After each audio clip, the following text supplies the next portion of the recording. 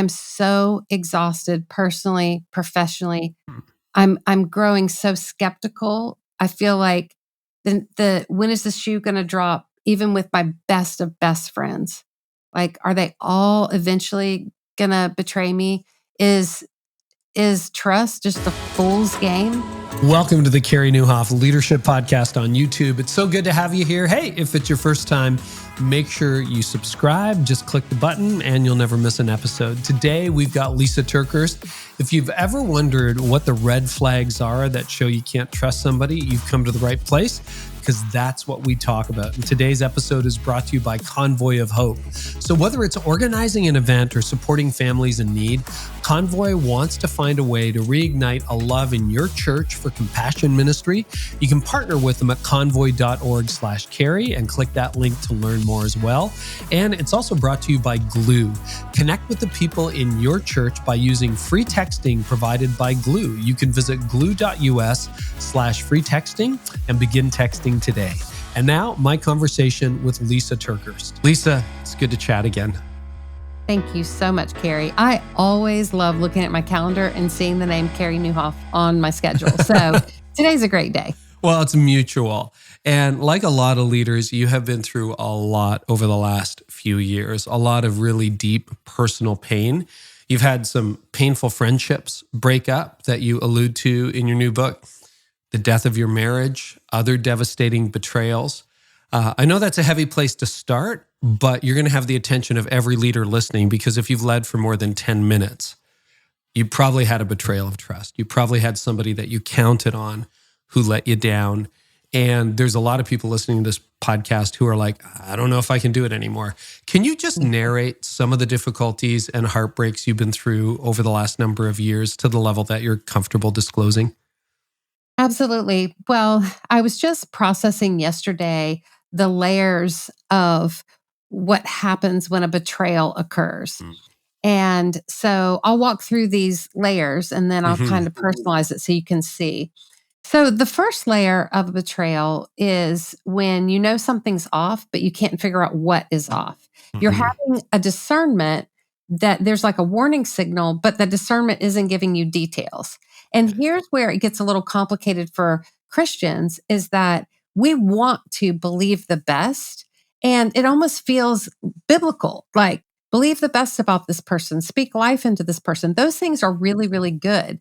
But it can be complicated when your heart wants to very much believe the best, but your head is picking up on warning signs. And so those two can come into conflict. So the first layer is that slow growth of a betrayal. Like you fear something's off, but you don't really acknowledge all that you're seeing, or you just can't figure it out. The second layer is where it's the big shock. That's where either you've discovered that there's a betrayal or there's a disclosure that there's a betrayal. And so in my situation, there was a discovery. I always like to tell people discovery is worse than disclosure. Both of them, if someone discloses a betrayal, it's still shocking. But the discovery of a betrayal is almost doubly painful, because at least with a disclosure, if the person discloses what they've done, at least you have a starting point to say, hey, they didn't have to acknowledge what they've done, but the Lord must be working on their heart, and there must be enough humility there to where they're acknowledging that they recognize, I've done this, it's wrong, I have hurt you, there's a cost to this, and now I want to, and if they're approaching you in humility, now I want to try to make it right, right? And at least it's relational if they disclose it. I'm coming to you to tell you about something rather than you discovering something on my phone or inbox or whatever. Exactly. And in my situation, what made it really, really hard is there was only admission as far as every discovery I would make. So there was never any admission beyond the discovery. And it's impossible to build trust that keeps getting broken. And so there was like discovery.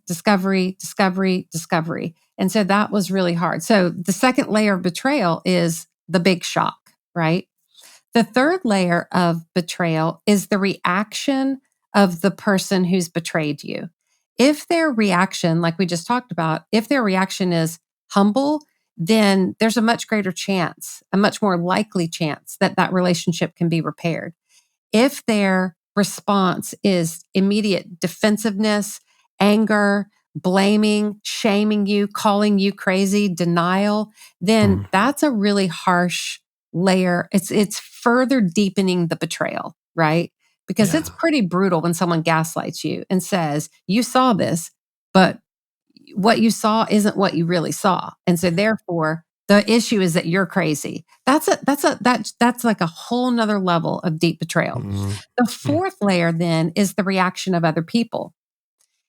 This can also determine how quickly we're going to heal from the betrayal or not.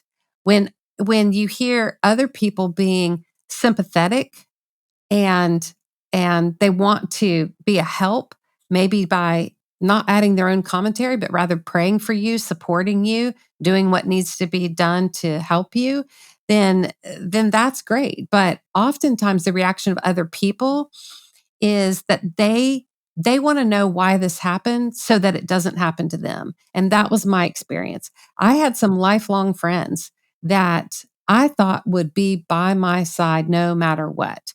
And there was one in particular when she found out that my ex-husband was having an affair on me.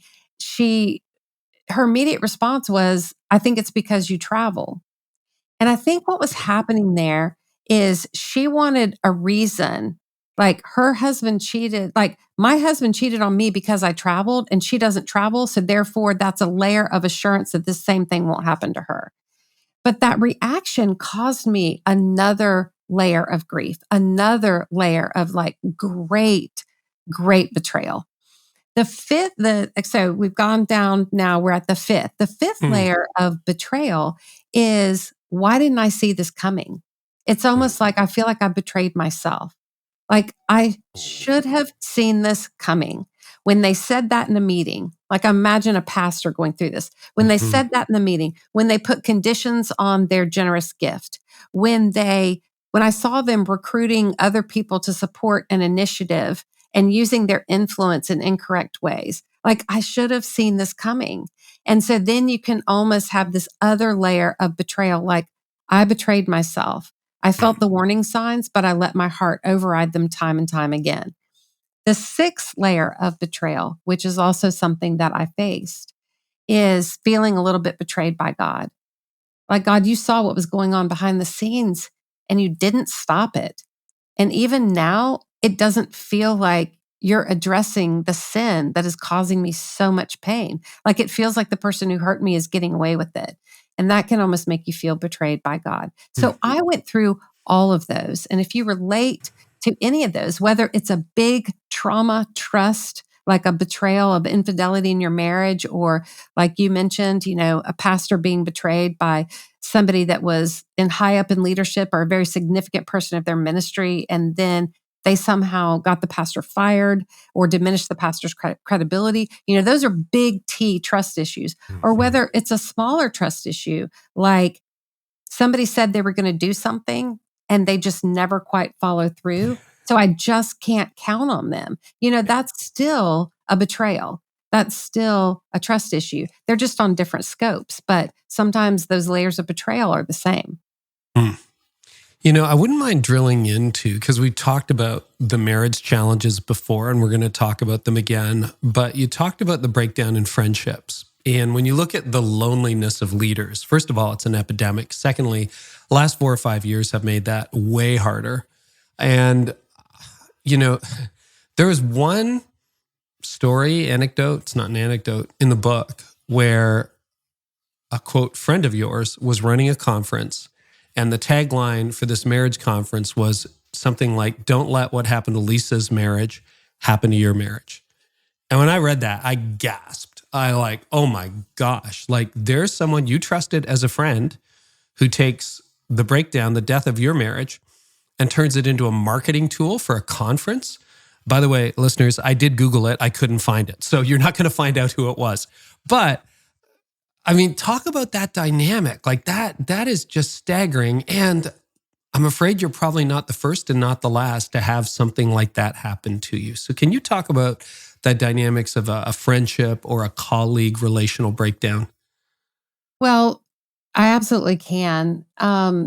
Trust is the oxygen of all human relationships. So, a relationship without trust is a relationship without vulnerability and depth. A relationship without trust is a relationship void of the kind of love we were meant to give and receive. You see, broken trust complicates every bits of the part of love that should be comforting to us. Like we should have people that we really believe we can count on. But here's the challenge. I wish that I could say the promise of this book is I'm going to give you all the tools to make sure you never get your trust broken again. I cannot make that promise. All relationships carry risk with it. Yeah. And the risk of relationships is not something that I can solve. As a matter of fact, I feel like the greater proposition I can make in this book is go ahead and count on that you will have your trust broken. Go ahead and count on the fact that people will let you down. And I'm going to give you the tools so that you have a different kind of inner stability to weather the trust issues that are naturally there. Look, statistics show that the average American lies 4 times a day. They're being deceitful 4 times a day. On average for men, it's a little higher. It's like 6 times a day. Sure. And women, it's a little less, maybe 3 times a day, but they smushed those together and came up with 4. So no wonder we're so skeptical. Also, with our family of origin, with our experiences in the past rejections we've gone through, no wonder we have trust issues, right? And so I just think it's important that we acknowledge those, but then we need the tools to help us better navigate those. You see, when we're in a relationship with a friend or a family member or a romantic relationship, whatever it is, the fabric of trust is made up of safety and connection. So we need connections that are safe. The problem is sometimes when we have our trust broken, we start to prioritize one or the other in extremes. So we may start to prioritize connection. Like we want this relationship so bad that we're willing to diminish our need for safety and overlook red flags and warning signs that we shouldn't overlook because we are desperate for that connection. Other times, other people will take it into an opposite extreme. And this is what I do. I start to prioritize safety so high that I want to diminish all risk. Therefore, I diminish connection in those relationships. So you withdraw? What do you do? Yeah, I withdraw or I stop sharing things that could make anything about what I share vulnerable. And I kind of make excuses to kind of start making that person more at arm's length because I don't want the closeness that carries the greatest risk. So therefore, in order to reduce the risk of getting hurt again, I diminish the closeness. I can relate to that. That would be my response too. I don't lean into deeper connection. I'm like, all right, you're further away now than you used to be. Yeah. And of course we do this, right? Yeah. We don't want to get hurt and we do want connection in our relationships. And so that's why this gets so complicated. And one other fact that I'll share that I think really opened my eyes to why I cannot promise that you read this book and you're not going to get betrayed again. I cannot promise that you're not going to have your trust broken. In the Bible, there's the word batah, B-A-T-A-H. That word means trust. When the object of the trust, when batah is used and the object of trust is God, in the Bible, it's always used in a positive sense. When batah is used, and the context is trusting other people, trusting positions, power, possessions, batah is almost always used in a negative sense. I find that fascinating. So the goal of the book, no matter what kind of relationship we're talking about, and certainly friendships is a huge one, I think we have to go ahead and accept that the only way to create an inner stability is to recognize the trustworthiness of God. And I don't want to hyper spiritualize this and say like, oh, trust God and everything will be okay. No, it's that we shouldn't put ultimate trust on other people. We should never have unconditional trust with other people, because sometimes that means blind trust. And I think as Christians, sometimes we're like, no. They're a Christian. I'm a Christian. I should absolutely trust them. Great. Then make sure that's wise trust. Make sure that's a person who has a proven track record, that they've done what they say they're going to do. They are who they say they are. And they've shown that over time, so that you can use wise trust and not blind trust. When you saw that conference tagline, what did you do? Well, they sent it to me to inform me that this is a campaign. So their team sent it to you, or your team? Their team sent it to me to try to get me to endorse the campaign. And they actually wanted me to verbally encourage people, don't let what happened to my marriage happen to yours. Go to this conference. Oh my gosh. And when I saw that, here's the thing. First of all, I was crushed by it. Yeah. The second thing is, I knew that tagline wasn't created in a vacuum by one person. Like, there was a whole group of people at that organization that looked at this and thought it was okay. So then suddenly I didn't just feel betrayed by one person. I felt like an entire organization was coming against me. And that's a very daunting feeling. And so I was at first shocked. And then I thought, how dare you? And then I thought, I want to talk to your legal department, because did your legal department really approve this? Because if they did, then we've got bigger issues here. Like, you can't take the worst tragedy that a human has ever faced and use it as a marketing tagline to draw people to your ministry. Like, you can do that, but why in the world would you? And who would want to go to a conference where that was the marketing tagline, right? So their legal department pulled it down before it ever ran. Okay. But just the fact that I saw it and knew that if I would have approved that, you would be able to Google it and find it, because they would have used it. And that was really hard. I was shocked and I was livid when I read that. And I take it that relationship probably died after that, did it? Yes. And, the sad thing is the relationship didn't have to die. Yeah. This was a person who I had a friendship with, and they had done a lot of good. And I don't want to take the sum total of their entire ministry and park it into this one mistake. This wasn't a pattern of behavior. Everybody makes mistakes. It's different when this is a mistake and when this is a pattern of behavior. So the friendship didn't have to die. If they would have acknowledged the mistake and they would have understood and acknowledged the cost of what it did to me to see that in that email. And I think if there would have been a humble response in that moment, then I think that the relationship absolutely could have survived. But there was not a humble response. There was just more accusations, more questions, more words spoken to me that made it really evident. You have no clue what it feels like to walk through what I'm walking through.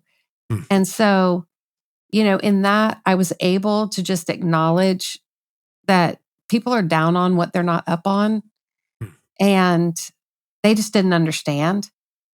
But it also made me incredibly sensitive to never, ever do that to somebody who's already been knocked down by circumstances from choices that weren't theirs. That, like, I didn't choose this. I didn't want this. It was placed on me, and it was devastating to me. Yeah.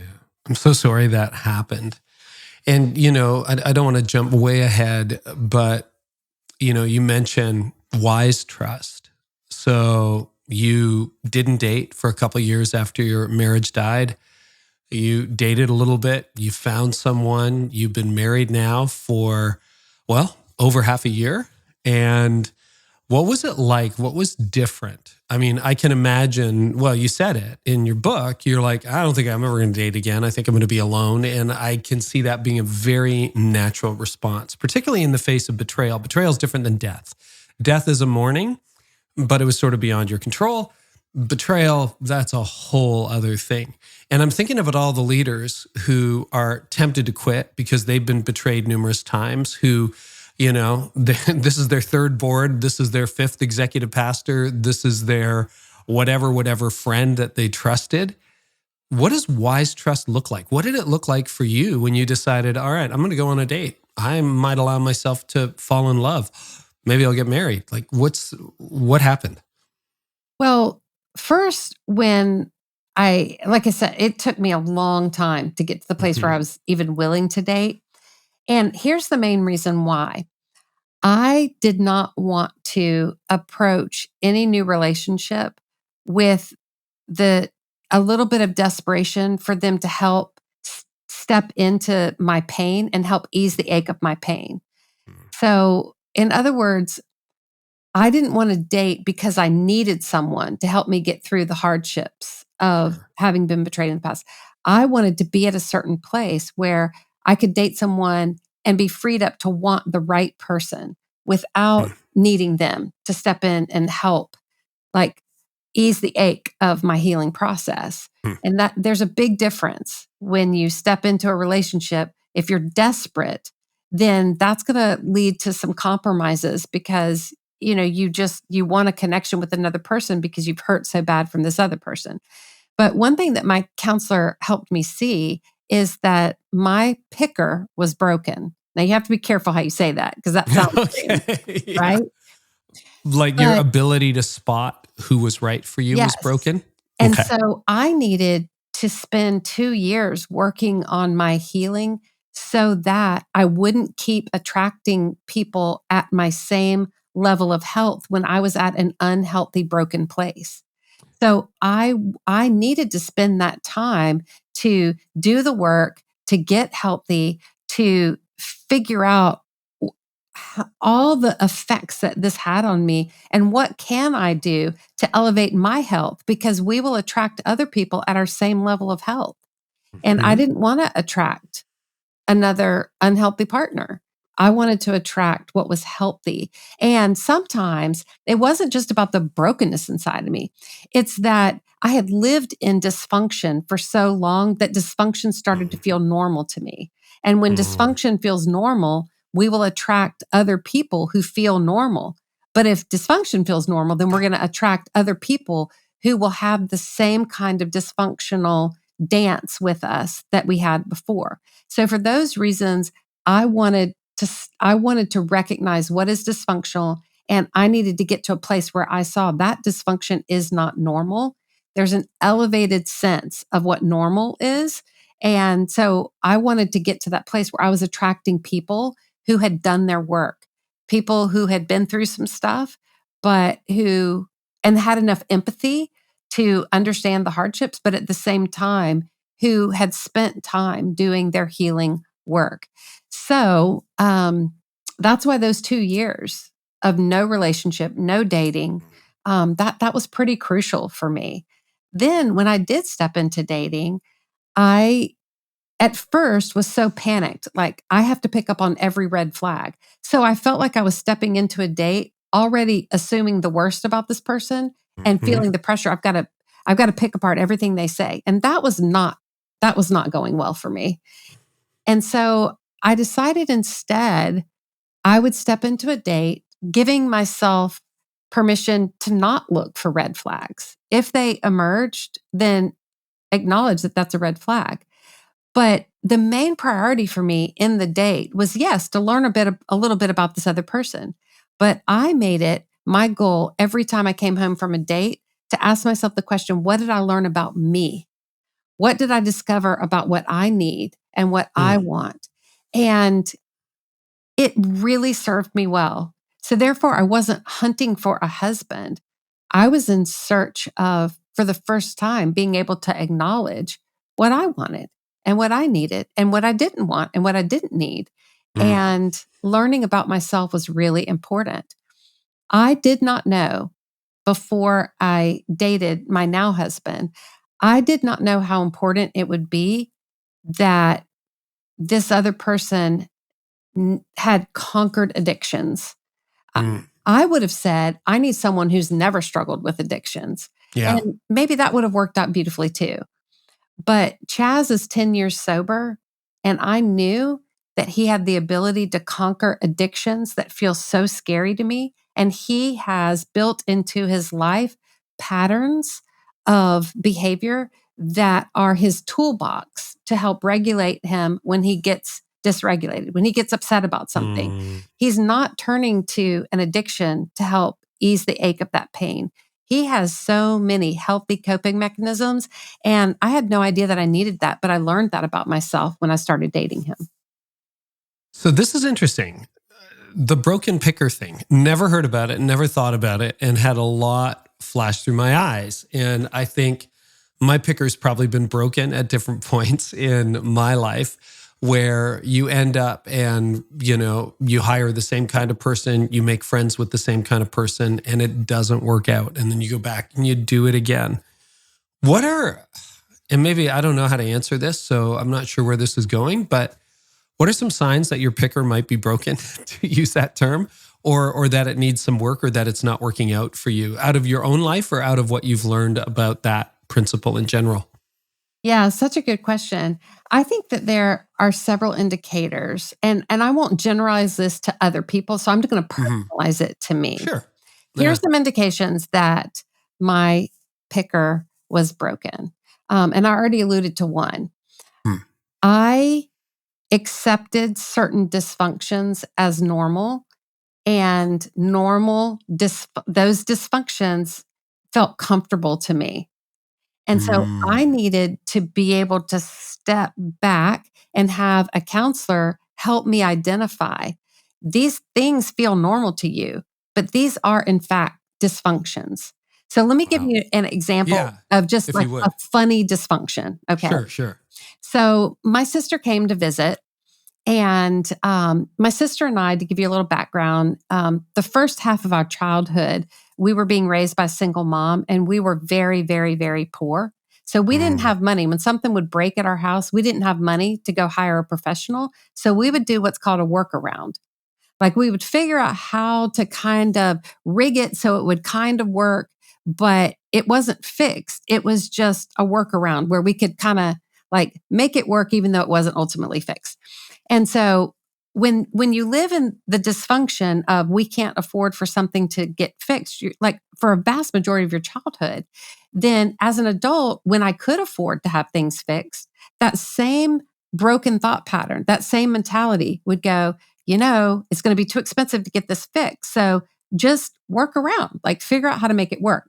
So my sister comes to visit, and I had just had some renovations done, and somehow, this is going to sound unbelievable, but it is absolutely true. Somehow, the hot water heater and the back floodlights were connected. So, as long as the back floodlights were on, you would have hot water. But if somebody turned the back floodlights off, the hot water would go out. Now, I cannot explain why this is true, but it was true. And so my sister goes upstairs and she takes a shower. And somebody must have turned the back floodlights off. And so she jumps out of the shower and yells down, "Lisa, something just happened to the hot water." To which I replied, "Sorry, I'll go turn the back floodlights back on." So she gets out of the shower. She walks downstairs. She gets dressed. She walks downstairs. She gets really close to my face, like only a sister could. And she said, "Repeat to me what you said when I told you the hot water heater went out." And I said, "Oh, sorry. Like, if the back floodlights get turned off, then the hot water heater goes out. So I just needed to flip the switch back on." Yeah. And she looked at me, she goes, "That's not normal, right? Like, that is not normal." And I said, "Oh, I know. You see, I've been meaning to make a sign to put by that light switch to say, don't turn this off. Otherwise the hot water heater will go out. But I just hadn't had time." And she leaned in, she goes, "Okay, Lisa, now that's not only not normal, that is dysfunctional. Like, did it ever occur to you to actually get a professional out here to fix this?" And it occurred to me, no. My solution was to print a sign and live with the dysfunction. Okay? So that's what I mean. That's a funny example, but we do this in relationships too. Yeah. And because we will attract people that feel comfortable to us, if dysfunction feels comfortable, then we may, in effect, be attracting people with those same dysfunctions just because that's comfortable. But just because it's comfortable doesn't mean that it's good long term. Oh, that's fantastic. We were sitting down with some really, really close friends a couple of weeks ago, and we were just talking about our families, and I mentioned my sisters, and he pointed out one of the sisters. He goes, "Oh yeah, she's the normal one." I'm like, "So I'm abnormal?" And he goes, "Well, there's a lot sometimes, a little extreme sometimes." I'm like, "Yeah, you're right." But you're right. We just become so accustomed to who we are that we stop noticing things. Okay, that's really helpful. Now, you spent some time with Dr. Amen, whose name has come up again and again and again in my life in the last month or two. I got to track this down. What did you learn about what broken trust does to the body and to the brain? Because this is not just like, have a good night's sleep, you'll get over it. This actually changes your brain chemistry, neural pathways. What does it do? Absolutely. Well, I wanted to have my brain scanned because I didn't want to just talk about this in theory as it relates to other people or in theory as the research shows, but I wanted to personalize it. I really, really wanted to know. Like, I have walked through some serious betrayal. Yep. What effect did this have? What impact did this have on my brain? And so Dr. Amen scanned my brain. And he put me through a battery of tests so that And that's his real name, by the way. It's a cool name, but that's his real name. Yeah. So he put me through a battery of tests so he could see my brain activity when I was at rest and when I was at work, when I felt calm and when I felt stressed. So it was a whole bunch of cognitive tests, and it was a lot and several scans of my brain. But when the results came back, he put up a picture of a healthy brain and a brain that you would expect, someone who has not walked through some of what I've walked through, you would expect for there to be this level of health in the brain for a woman my age. Then he put up my brain and he pointed out, he's like, "Lysa, do you see these 4 lit up places in your brain? Those lit up places are anxiety centers. And those anxiety centers are lit up not just when you're stressed or busy or working hard on things, but they stay lit up even when you're at rest. So you have ongoing anxiety." And they call these 4 centers, when you see it, they form the shape of a diamond. They call it the trauma diamond. It's like this is evidence of betrayal. This is evidence of having your trust broken. This is evidence of, believe it or not, emotional abuse. And when I could see that trauma diamond, when I could see it with my very own eyes, I thought, never again am I going to shy away from using those words, emotional abuse, because I could see the cause and the effect. I could see the cost to me. For example, the top part of the diamond that was lit up, that's the anxiety around certain traumas that happen, and it's where PTSD is often found. And boy, did I have that lit up. But the good news is, he said he could also see evidence that all the work I was doing, EMDR, which is a beautiful thing. If you've never heard of EMDR, I highly recommend it. It sounds crazy, but it really does work. Now, I have someone close to me who's been through it. I haven't been through it, but I hear great things. A couple of people close to me. It's amazing. It's helping the 2 sides of the brain reconnect so you can better process things. So he said, "I can see that you've done EMDR. I can see that you're doing your counseling work.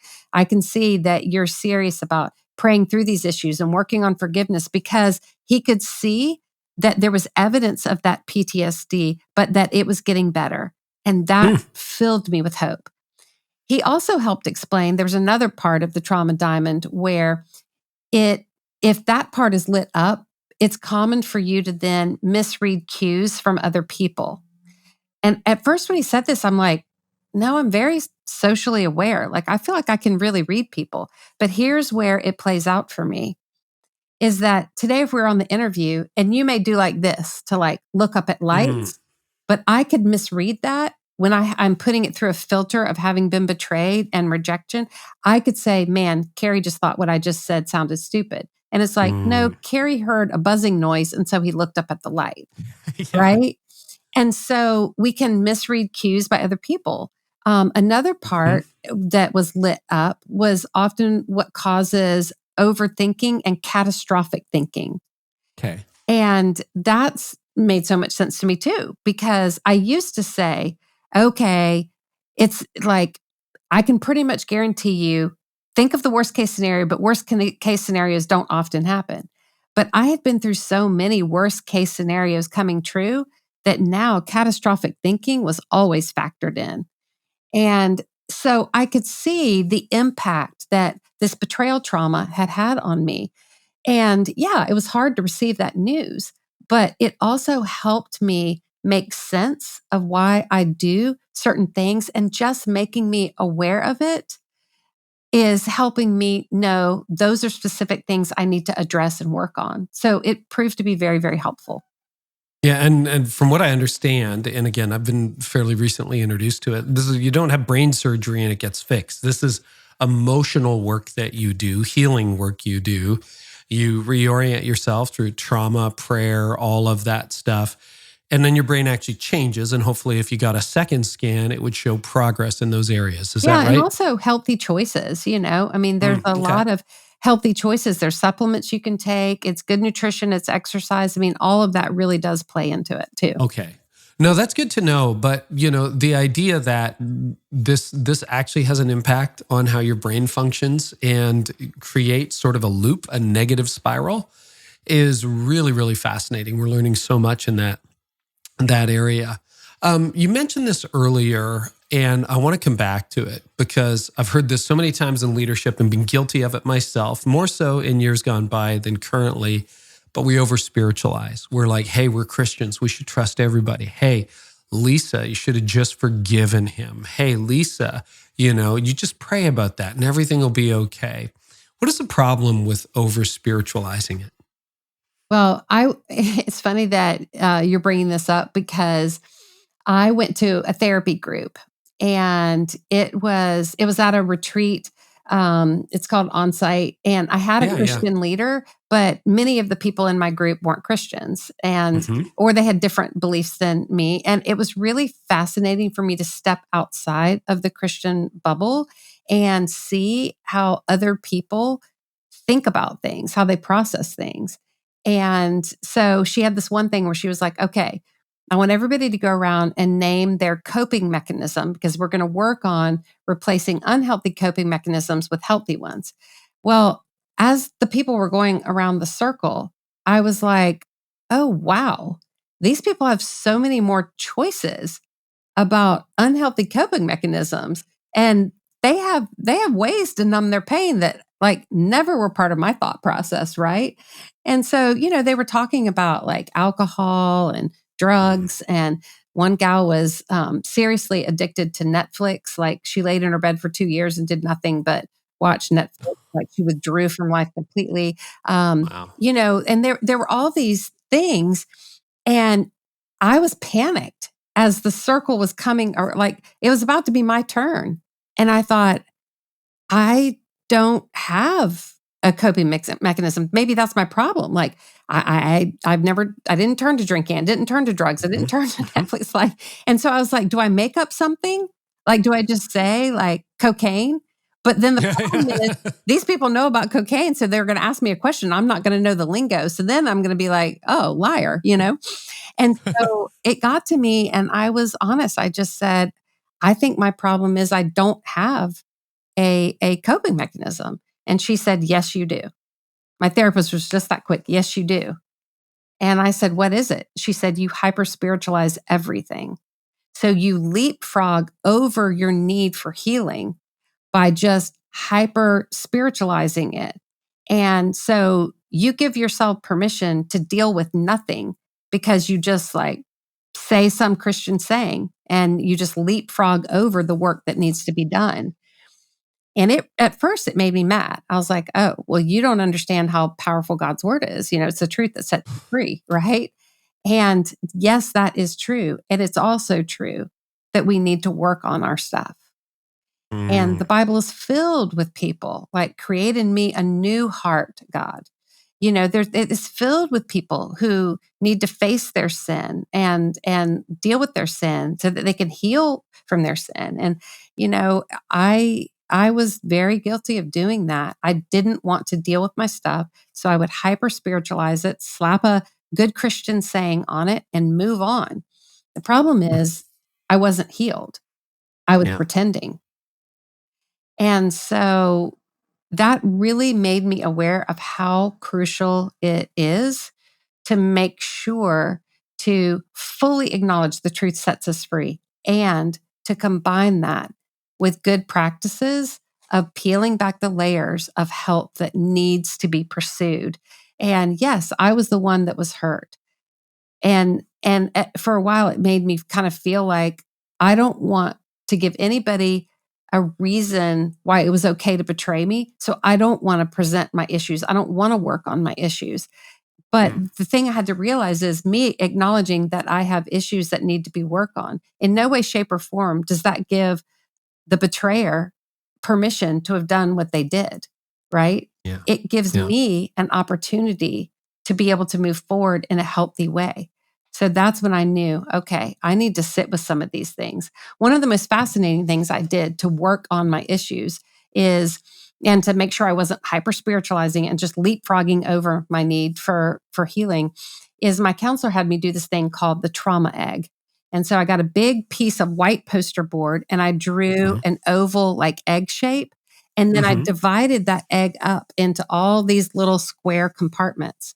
And then my counselor instructed me in each little square, draw a stick figure scene of any time that as a child you felt abused, abandoned, rejected, hurt, that there was any kind of like, oh man, I'm less than, right? And so it could be simple things like, oh, in the third grade, somebody made fun of me and told me I was stupid, so it could be that. Or it could be like, yeah, my dad left our home and never looked back. It could be that my dad was, in a mental institution and I thought it was normal for kids to go visit their dad in a mental institution on Sundays.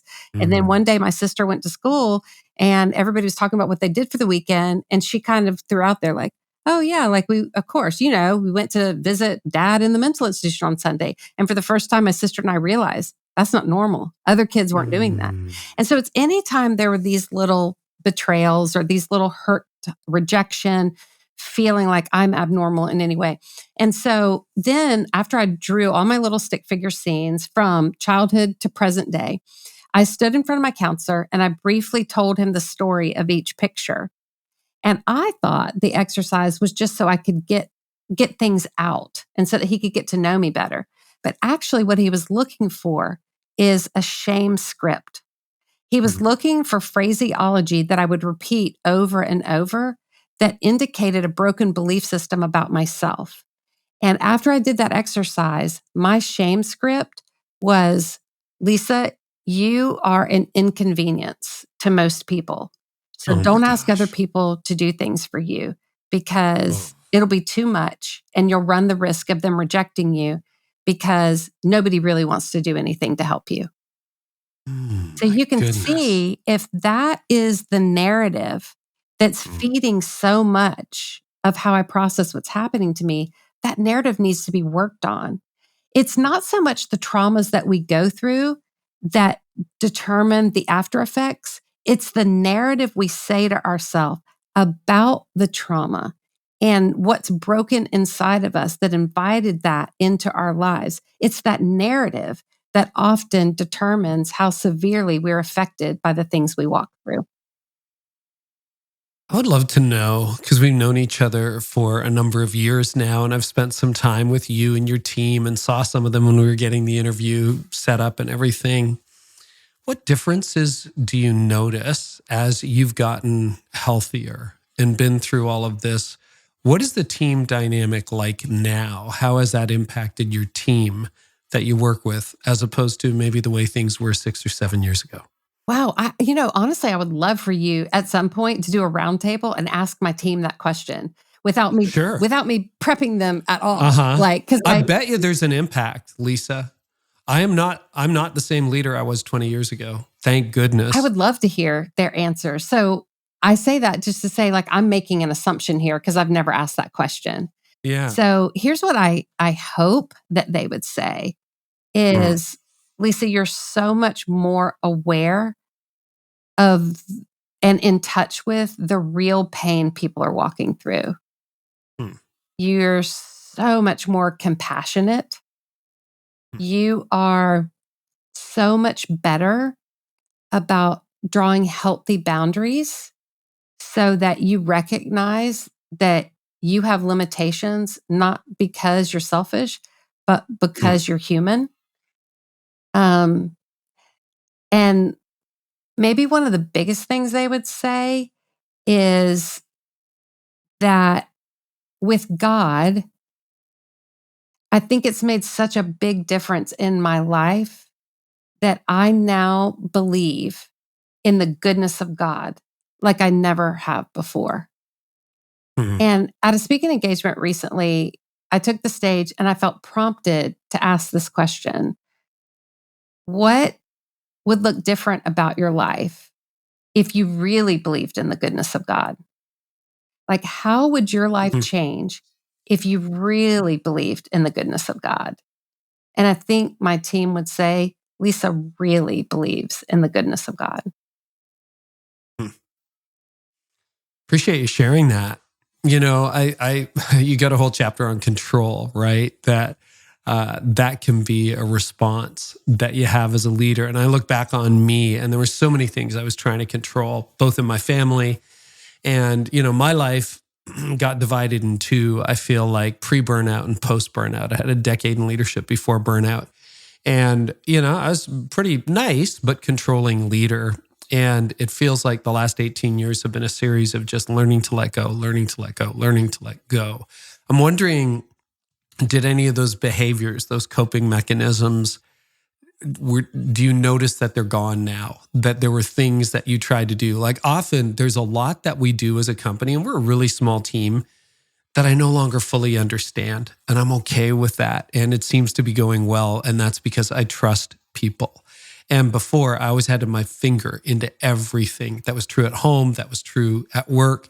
And now I'm just learning, I'll make that in the present tense, to let go, because as Craig Rochelle says, our friend, you know, you can have growth or you can have control, but you can't have both. So that's an example from my life. Are there like tangible behaviors that you notice or your team might notice that are different as you continue on the healing journey? Yes. Well, let me answer this question by helping to complete the last question. So I gave you all the positive things my team might say. Yeah. Here's some of the negative things they might say.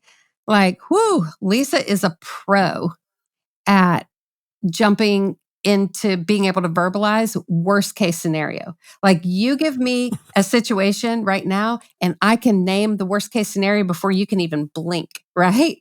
And so they will say like, okay, Lysa, we know why you're doing this, but let's don't jump to that extreme. Like this probably isn't going to be worst case scenario today, and it may not be best case scenario today, but just for today, can we bring the thoughts back into the middle, right? And so there are things that my team is like, okay, we know why you're doing this, but also let's not park our brain there, right? And so to get to this question now, I think as a team, as we move forward, I think we have to recognize that trust is going to require safety and connection. And so we want a safe environment where the connections within our team dynamic are being fed and safety is being instilled constantly. Because what we don't trust, we will try to control. And so if the trust starts to erode in our team dynamic, then it's only natural to try to take control because things feel out of control. Here's something profound that Dr. Joel Muddamalle, he works on my team. We work directly together all the time. Here's something that he said to me that I really found incredibly profound. He said, Lysa, sometimes if one of us is trying to take control, because what we don't trust, we try to control. Sometimes it's because we're trying to be responsible to make up for what we fear is an irresponsibility in someone else. But there's a big difference between being responsible, like being a faithful steward of this thing that's in front of us and taking control. And the quicker we know the difference, like it's good to be responsible. And that means that we do what is within our ability to do. But where you tip over into trying to control is where you're not only doing what you know you can do, but you start attempting to do things that are beyond your ability to control. But you think you're going to try to control it anyways. But that's where you slip into manipulation. That's where you slip into, like being more severe with people's consequences, and that's where team dysfunction can really grow.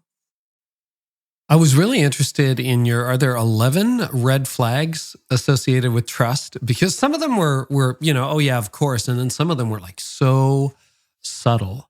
Could you, I don't know that we have time for all 11, but could you pull a few maybe unlikely red flags that maybe a lot of us would just miss and go like, oh, that's a trust issue. If this is present, I should be wary about the trust I put in an individual. Oh, absolutely. And here's the interesting thing about these red flags is not only are they red flags when we're stepping into a relationship that we need to look for, or maybe mid-relationship, but if we examine these are also the roots of distrust in a relationship.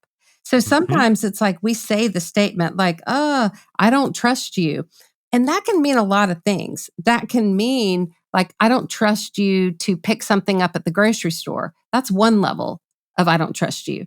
Or it could mean, I don't trust that you really are who you say you are. That's a whole nother level of I don't trust you. But so it's important for us to take that feeling like, I don't trust that person.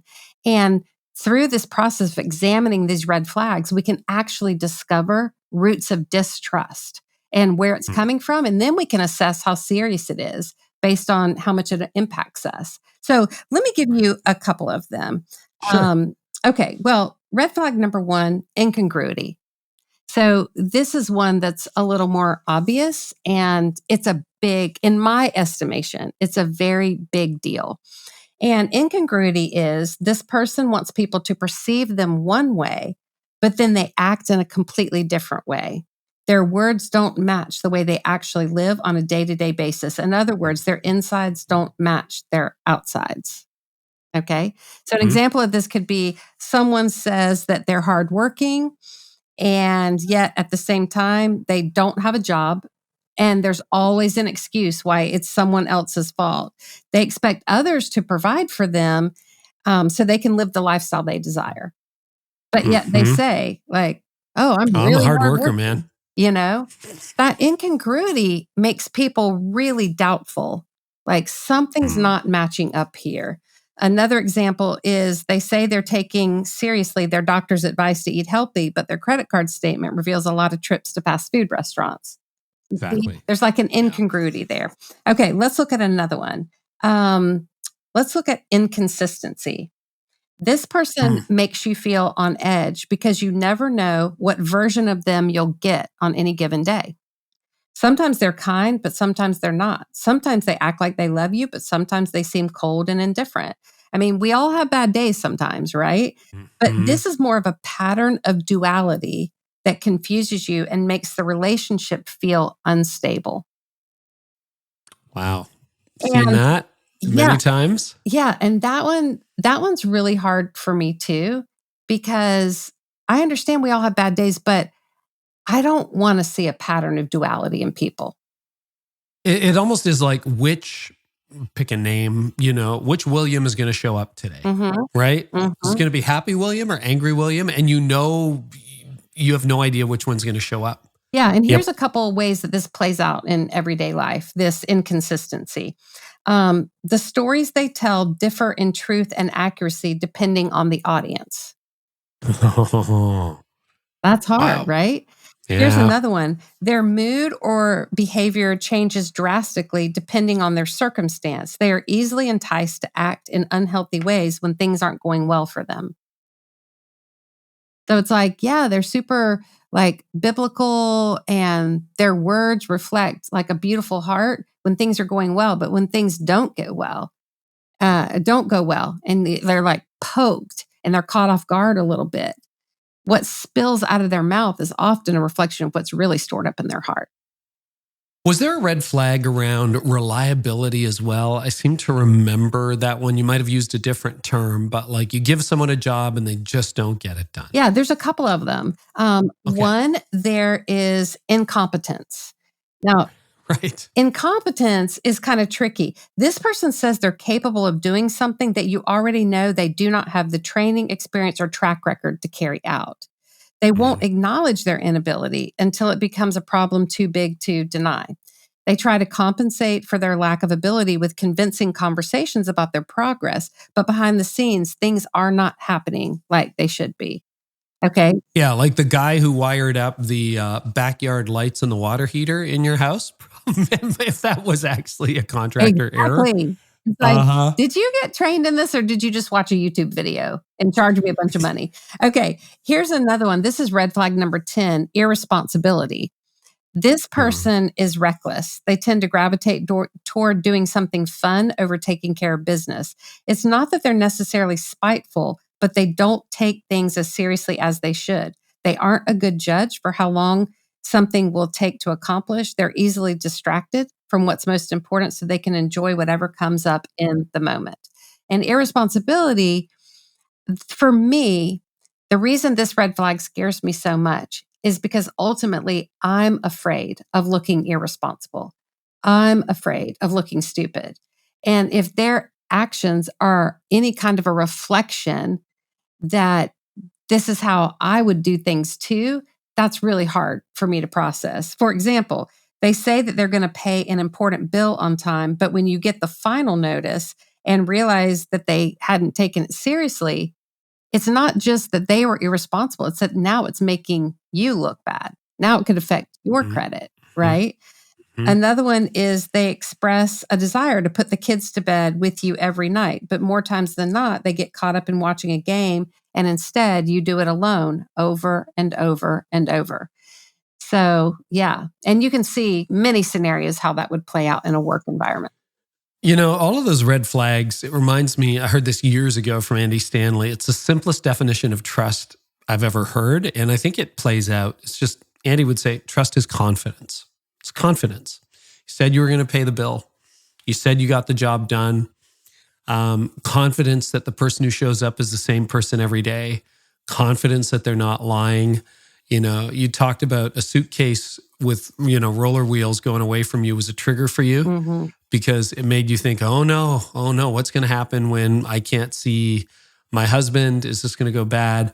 But it's that confidence knowing that, hey, even when we're 1,000 miles away or on opposite sides of the world, I don't have to worry about you because what you say is what you do and what you do is what you say. Does that check out? Like just for an easy, quick definition, confidence? Yeah, it really does. Because here's something else that I wrote in the book. My personal definition of healthy trust with another person is that I can count on them. Right, exactly. Right. So that's that confidence. Right. And then to break it down and autopsy it even more, it's, I know I want to be able to count on them to be who they say they are, to do what they say they're going to do, to show up with care and compassion, to tell the truth, and to use good judgment and biblical wisdom with their decisions. And so for me, I think it's really important for us to say, yeah, let's say trust is confidence, okay?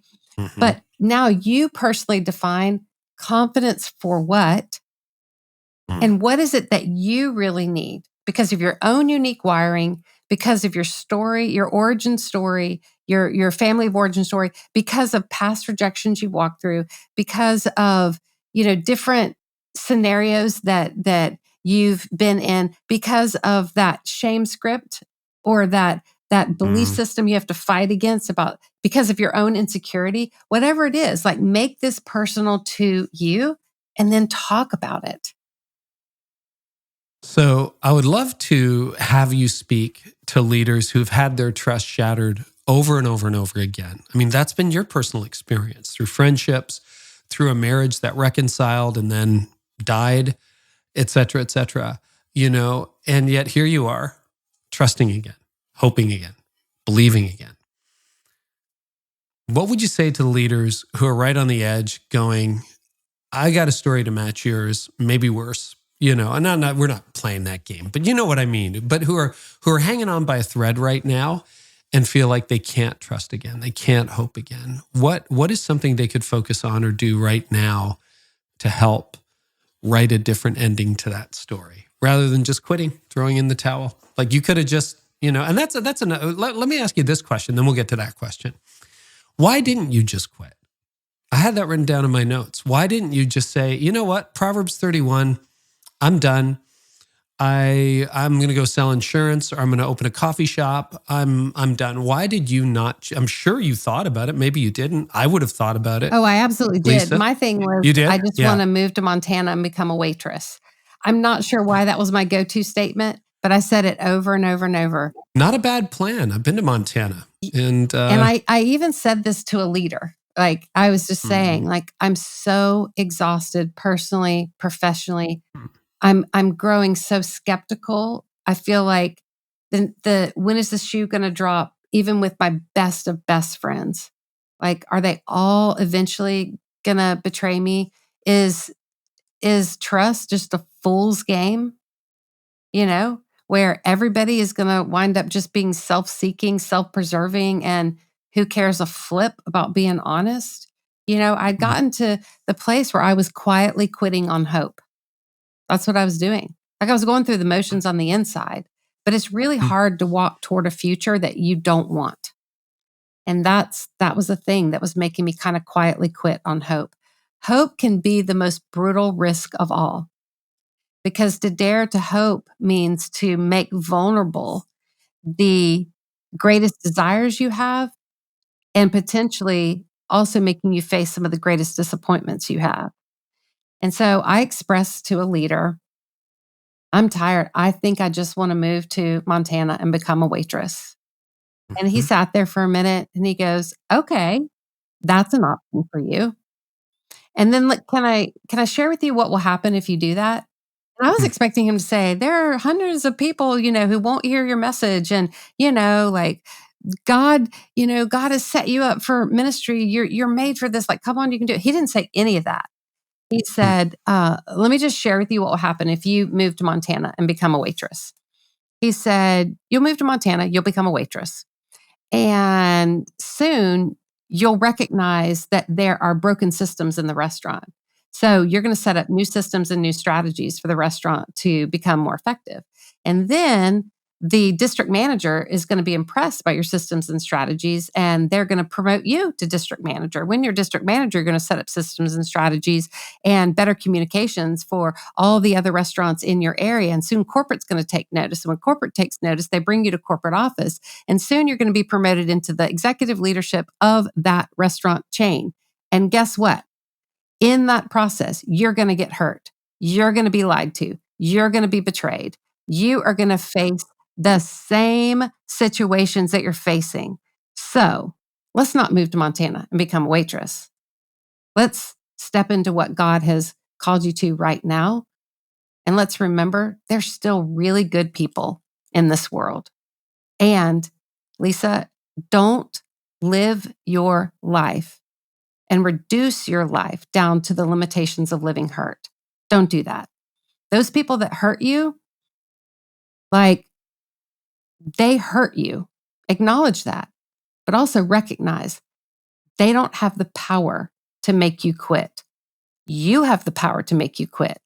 So if you quit, let it be because you decided to do that, not because you felt forced into it from the decisions of other people. No person is more powerful than God. No person can mess up. They can affect you. They can hurt you. But no person has the ability to override God's good plan for you. And that really got my attention. Yeah. I don't know who that was, but they did what they needed to do that day. And I don't know what else there is to say to leaders who are tempted to quit, because you're exactly right? Like, I've had my fantasy was I was going to stack boxes at a warehouse. That was mine when I was in the ditch. And you're right. I never thought about that. I'd probably get promoted and there'd be all the other issues. Wow. Well, Lysa, been so helpful, so good, so rich. Is there a final word, any other thought you have that you want to share today before we wrap up? I would just say, a lot of people like to say to me, Lysa, don't you feel like exhausted because you must have a target on your back?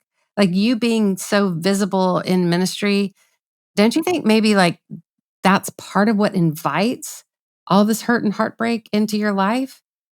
And I I hesitate when people say that because yes, there is spiritual warfare, 100%. But I think that's giving the devil too much credit. Here's what I think. I think in God's great mercy and his great love for me, he saw all that I was going to walk through and how good of God to put me in a position 30 years ago where he would make my full-time job studying the Bible. Hmm. And how good of God to make sure that by the time I walked through the worst betrayal that I ever feared and then walked through, how good of God to have allowed me to have a lot in my bank to pull from. Hmm. So, yeah, I'm sure I have a target on my back, but even more so, man, I serve a good God who put me in a position to grow and develop leadership skills and to learn how to be courageous in the face of hardship and to learn how to do it publicly because there were a lot of micro betrayals before I faced this one big betrayal. Like, I don't know. Sometimes I think we give the devil too much credit and maybe we need to filter our thoughts by the fact that God is good. Therefore, trace his hand of faithfulness in your past and name how the goodness of God has surely played out then and will play out again right now. Lysa, this has been a fascinating discussion. I always love our conversations. Thank you for your vulnerability, your transparency, and for sharing so personally with leaders today. I know you've been an encouragement to a lot of people. So you got a brand new book, a great title, as always with you. I Want to Trust. Book is called I Want to Trust You, But I Don't. It's available everywhere. And if people want to find you online these days, where's a good place to stay current with you? Well, you'll find all kinds of shenanigans of Lysa TerKeurst, both wisdom bites and my adventures to Goodwill stores. That's my new passionate hobby. I love going. But you can follow me along at Instagram. And on Instagram, I'm at Lysa TerKeurst. So if you just Google LYSA, I'll come up and you'll find me. Lysa, until next time, thank you so much. You're so welcome, Carey. Thank you.